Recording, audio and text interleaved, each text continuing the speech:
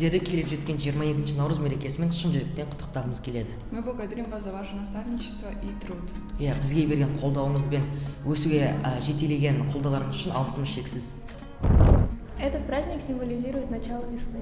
Doğanın uyanış zamanı, yaşamın yeniden doğuşu ve umut zamanı. Желаем здоровья, удачи и успехов в ваших новых учебных и профессиональных достижениях. Çalışmanızın size memnuniyet ve gurur getirmesine izin verin. Ve öğrencilerin size her zaman en iyi öğretmenler olarak hatırlayacaktır. Bu Nevruz size ve sevdiklerinize çok fazla neşe, sevgi ve esenlik getirsin. Navruz bayramı kutlu olsun arkadaşlar.